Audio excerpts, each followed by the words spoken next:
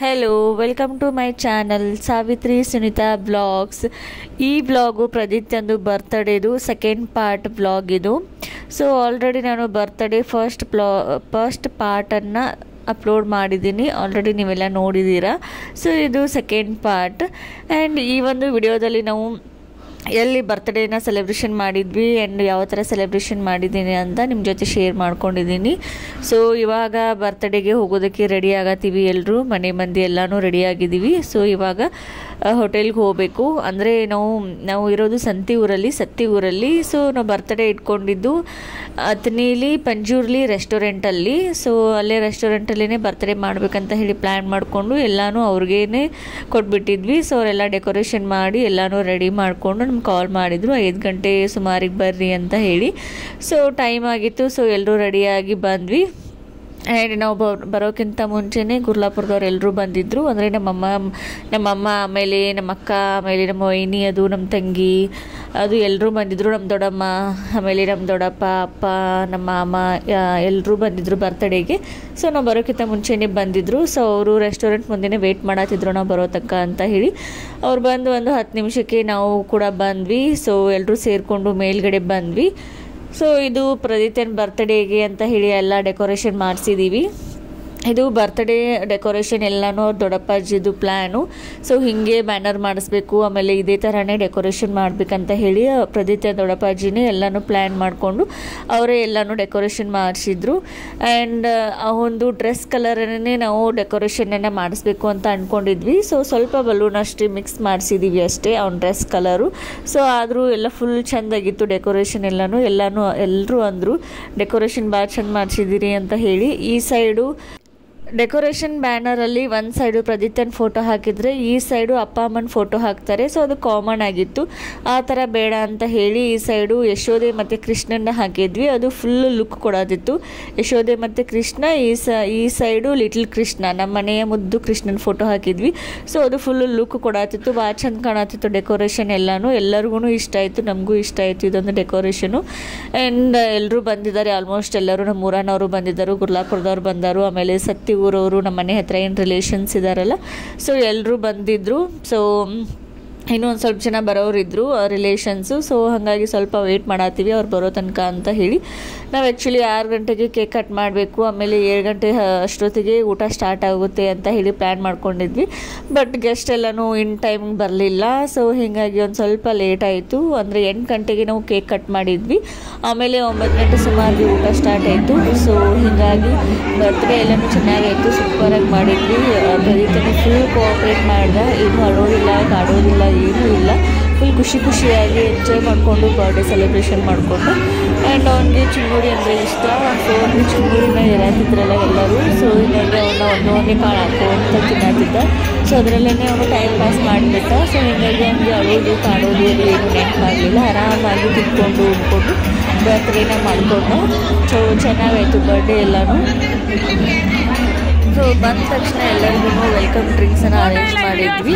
So ಅವರು ಪುದೀನ ಅದು ವೆಲ್ಕಮ್ ಡ್ರಿಂಕನ್ನು ಮಾಡಿದ್ರು. ಸೊ ಎಲ್ಲರೂ ವೆಲ್ಕಮ್ ಡ್ರಿಂಕ್ಸನ್ನು ಕುಡಿದು ಫುಲ್ ಸ್ಟ್ರಾಂಗ್ ಆಗಿ ಕೊಡ್ತಿದ್ರು. ಒಂದು ಸ್ವಲ್ಪ ಲೇಟ್ ಆದರೂ ಏನೂ ಪ್ರಾಬ್ಲಮ್ ಆಗಲಿಲ್ಲ. ಸೊ 9 ಗಂಟೆ ಅಷ್ಟೊತ್ತಿಗೆ ನಾವು ಊಟ ಸ್ಟಾರ್ಟ್ ಮಾಡಿದ್ವಿ. ಸೊ ಅಲ್ಲಿ ತನಕ ಎಲ್ಲರೂ ಕೋಆಪ್ರೇಟ್ ಮಾಡಿದ್ರು. ಸೊ ಪ್ರದೀಪ್ ಫುಲ್ ಕೋಆಪ್ರೇಟ್ ಮಾಡಿದೆ, ಅದೇ ಇಷ್ಟ ಆಯಿತು ಎಲ್ಲರಿಗೂ.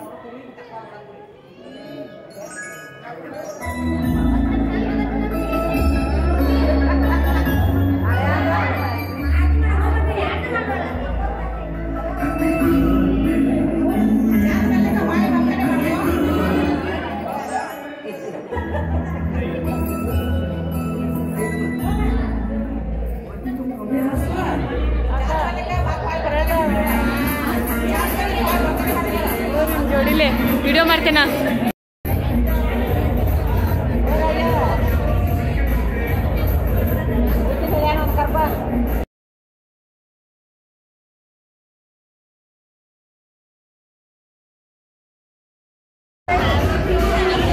ಏನ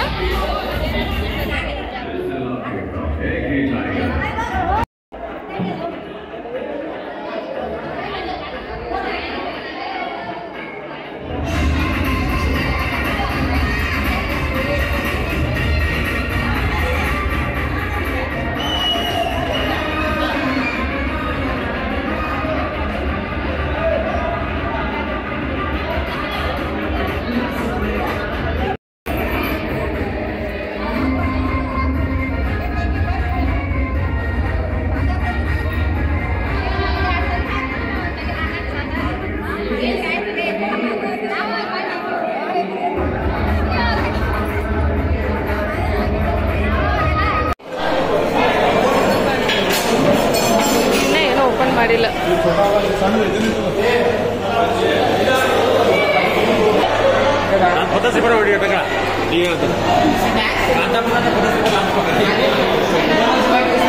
ಜುಬಾ ಕೇಸರಿ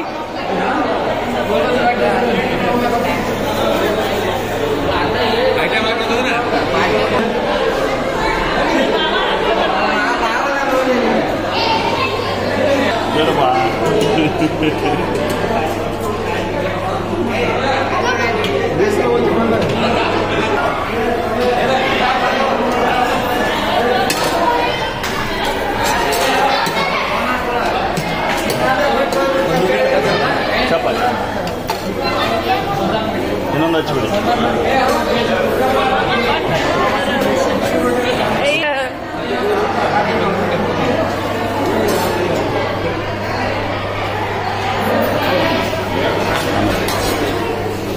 ಆಮೇಲೆ ಒಂದ್ ಜರ ಕಾಕ ಮೆನು ಫೋಟೋ ಹೊಡ್ಕೋಬೇಕು